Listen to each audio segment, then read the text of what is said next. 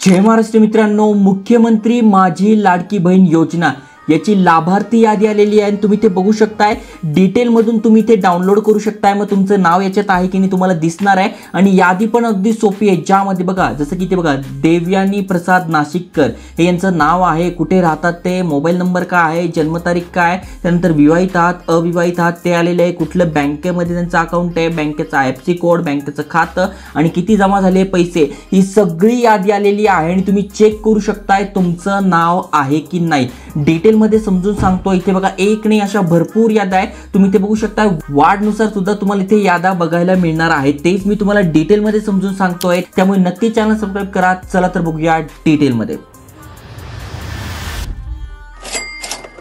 तर मित्रांनो, मुख्यमंत्री माझी लाडकी बहीण योजना यांसाठी अनेकांनी अप्लाय केले आहे, अनेकांचे फॉर्म रिजेक्ट होत आहे। फॉर्म मध्ये काय काय भरायचं, कसं भरायचं, पेंडिंग आहे तो कशा प्रकारे अप्रूव्ह करायचा, ऑलरेडी व्हिडिओ टाकले आहे, हेल्पफुल माहिती आहे। तुम्ही तुमचा फॉर्म पेंडिंग दाखवत असेल तर तो कशा प्रकारे अप्रूव्ह होईल ते पण टाकलं आहे आणि मागे कशा प्रकारे सक्सेसफुल होतो ते पण मी दाखवलं आहे। इथे बघा लाडकी बहीण योजनेचा फॉर्म मी सक्सेसफुली भरून दाखवला होता, अप्रूव्ह झाला होता। व्हिडिओ बघितला नसेल तर चॅनलवर या आणि हे व्हिडिओ पाहून प्रॉपर फॉर्म भरा, त्यामुळे तुमचा जो फॉर्म आहे तो अप्रूव्ह होणार आहे। आता अनेक जणांचे फॉर्म अप्रूव्ह झालेले आहेत, तर त्याची यादी सुद्धा आलेली आहे आणि प्रत्येक महानगरपालिका झालं, ग्रामपंचायत झालं, नगरपालिका झालं, त्यांच्या या लाभार्थी यादी लागणार आहे। ओके, आता ही जी यादी आहे तर सगळ्यात पहिले यादी धुळे महानगरपालिकेची आपल्याकडे आलेली आहे आणि त्याची माहिती सांगतोय। तुम्ही नाशिकमध्ये राहतायत, पुण्यामध्ये राहतायत किंवा कुठल्याही ठिकाणी राहतात, त्याची लाभार्थी यादी कशी बघायची ते पण मी तुम्हाला आजच्या व्हिडिओत सांगणार आहे। व्हिडिओ पूर्ण बघितला तरच तुम्हाला समजणार आहे। आता धुळे महानगरपालिका यांची ही यादी आहे, यांच्या ऑफिशियल वेबसाईटवर घेऊन आलो, तुम्ही ते बघू शकताय, Dhule corporation.org। Okay, ministry of my, इथे बघा त्यांची ऑफिशियल वेबसाईट आहे आणि ते खाली स्क्रोल केल्यानंतर तुम्हाला सगळे डिटेल्स दिसून जातील। आता सगळ्यात पहिले वार्ड 1 याची यादी डाउनलोड म्हणायचं आहे। डाउनलोड केल्यानंतर बघा ही यादी आपल्या समोर आलेली आहे। मग इथे बघू शकता त्यांची जन्मतारीख, त्यानंतर आधार क्रमांक, त्यानंतर पिन कोड, धुळे वगैरे, म्हणजे सगळी माहिती तुम्हाला इथे दिसून जाईल, बँक अकाउंट वगैरे। ओके, मग या ज्या महिला आहेत त्यांची यादी इथे आलेली आहे आणि यांचा फॉर्म अप्रूव्ह झालाय। तर पहिल्या यादीमध्ये बघा 74 जणी आहे, त्यानंतर दुसरी यादी तुम्ही बघू शकताय, दुसरी यादीमध्ये बघू शकताय 83 इथे महिला आहेत, त्यांचे नाव आलेले आहे। त्यानंतर तिसरी यादी जर आपण बघतोय, इथे बघा डाउनलोड म्हणायचं आणि यावर क्लिक करायचंय, यावर क्लिक केल्यानंतर बघा पुन्हा आले, मग अर्चना अशोक कोतकर आहे, मग यांचं पण नाव इथे दिसून जाईल, धुळेमध्ये राहत आहे, स्त्री आहे, त्याच्यानंतर पिनकोड काय आहे, बँक ऑफ महाराष्ट्रमध्ये अकाउंट आहे, त्याच्यानंतर सगळे डिटेल्स इथे दिसून जाईल। आता तुम्हाला पण बघायचं आहे तुमचा फॉर्म अप्रूव्ह झाला आहे, धुळ्यामध्ये राहताय, मग तुमचं नाव आलंय की नाही, तर जस्ट तुम्हाला हे फॉर्म डाउनलोड करून घ्यायचे आहे। वार्डनुसार तुम्ही ते बघू शकता, तर बघा या वार्डमध्ये 115 जणांची नावं इथे आलेली आहे। मग तुम्ही कुठल्या वार्डमधून आहात किंवा तुम्हाला माहीत नसेल कुठल्या वार्डमधून आहात तर सगळे इथून डाउनलोड करून घ्या आणि सगळे बघा। काय काय ठिकाणी इथे बघा अशा प्रॉब्लेम येतो, तर डाउनलोड म्हटलं तर काय काय ठिकाणी इथे नावं दिसत नाहीये, मग जस्ट तुम्हाला इथे मोबाईल नंबरवरून सुद्धा तुम्ही बघू शकता, अच्छा हा माझा मोबाईल नंबर आहे, माझा फॉर्म इथे अप्रूव्ह झालाय, किंवा बँक अकाउंटवरून सुद्धा तुम्ही बघू शकताय। आता हे गव्हर्नमेंटचं काम आहे, त्यामुळे थोडंफार तुम्हाला अडचण येऊ शकते फॉर्म बघायला। इथे बघा प्रॉपरली ही PDF बनलेली नाही, पण काय काय PDF मध्ये प्रॉपरली नावं दिसताय ते तुम्हाला चेक करून घ्यायचं आहे। ओके, आता समजा तुम्ही वार्ड नंबर 19 मधून असाल तर जस्ट तुम्हाला डाउनलोड म्हणायचं आहे आणि डाउनलोड केल्यानंतर इथे बघा पुन्हा यादी आलेली आहे। तर अशा प्रकारे वार्डनुसार प्रत्येक महानगरपालिका झालं, नगरपालिका झालं, ग्रामपंचायत झालं, यांच्या ह्या याद्या लागणार आहे, ज्या पण महिलांचं इथे अप्रूव्ह झालं। आता अप्रूव्ह झालेल्यांचं बघा तुम्ही जास्तीत जास्त कोण आहे तर इथे तुम्ही बघू शकताय। सगळ्यात पहिले इथे बघा त्यांचा पत्ता दिसतो, मोबाईल नंबर दिसतो, जन्मतारीख दिसतं, आधार क्रमांक दिसतो, पिनकोड दिसतो, जिल्हा दिसतो, तालुका दिसतो, पण इथे बघा महिलेचे लग्नापूर्वीचे नाव जर असेल तर ते दिसतं।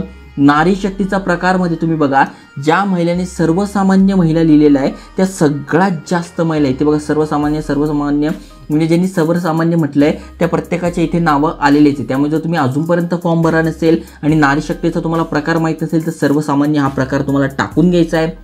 त्यानंतर विवाहित आहात अविवाहित आहात या दोन्ही महिलांचे लागत आहे, तुम्ही विधवा जरी असाल तरी तुमचे फॉर्म इथे अप्रूव्ह होत आहे, त्यामुळे तुम्हाला टेन्शन घ्यायचं नाही, फक्त डॉक्युमेंट प्रॉपरली अपलोड करायचे आहे। नारी शक्ती प्रकारमध्ये तुम्हाला सर्वसामान्य महिलाच टाकायचं आहे।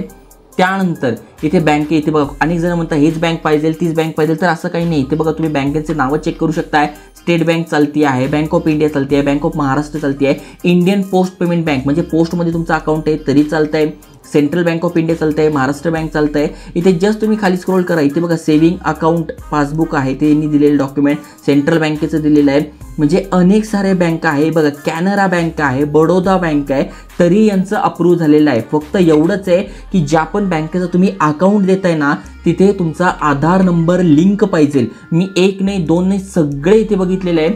इथे बघा सगळं माझं बघून झालेलं आहे आणि त्यावरच मी तुम्हाला माझ्या अनुभवानुसार सांगतोय की इथे बघा युनियन बँक झालं किंवा इथे बघा इथे पण तुम्हाला बँकेचे नाव दिसून जातील. मग कुठल्याही बँकेमध्ये तुमचं अकाउंट आहे, ते बघा युनियन बँक आहे, स्टेट बँक आहे, सेंट्रल बँक आहे, बँक ऑफ महाराष्ट्र आहे, या सगळ्यांचे फॉर्म अप्रूव्ह होत आहे. इथे बघा प्रायव्हेट बँक आहे HDFC तरी अप्रूव्ह झालेला आहे. असं नाही की फक्त अमुकच बँकेत अकाउंट पाहिजे आणि तमुकच बँकेत अकाउंट पाहिजे, कुठलीही बँक चालेल, नॅशनलाइज झाली, गव्हर्नमेंट झाली, फक्त एवढंच आहे.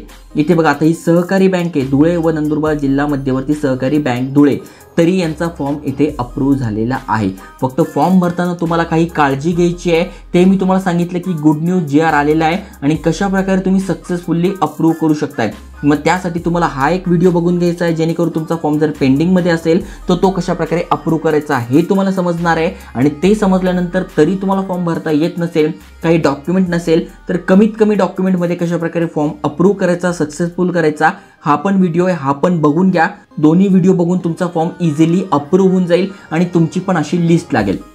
आता ही जी लिस्ट लागली आहे ती धुळेसाठी लागलेली आहे. लवकरच बाकीचे पण महानगरपालिका आहे त्याच्या पण लिस्ट आपल्याजवळ येतील आणि त्या पण मी तुम्हाला सांगेल. तुम्ही कुठल्या शहरातनं राहतात फक्त त्या शहराचं नाव कमेंटमध्ये सांगा, मी तुमच्या शहरासाठी ती लिस्ट आली की नाही पर्सनली तुम्हाला आपल्या टेलिग्राम चॅनलवर टाकून देईल की त्याची लिंक तुम्हाला व्हिडिओच्या डिस्क्रिप्शनमध्ये मिळून जाईल. आता सध्या धुळे महानगरपालिकेची टाकतोय, लवकरच नाशिक महानगरपालिका झालं, पुणे झालं, अमरावती झालं, यांच्या पण लिस्ट येणार आहे, त्या पण मी तुम्हाला सांगणार आहे. त्यामुळे चॅनल सबस्क्राईब केलं नसेल तर करून ठेवा, लवकरात लवकर तुम्हाला लिस्ट पण समजून जाईल आणि सगळी माहिती पण समजून जाणार आहे. अशाच माहितीसाठी चॅनल सबस्क्राईब करा, मित्रांसोबत शेअर करा आणि जे पण धुळ्यामध्ये राहतात, नंदुरबारमध्ये राहतात त्यांच्यासोबत शेअर करा, कारण की त्यांच्या तर लिस्ट लागलेल्या आहेत.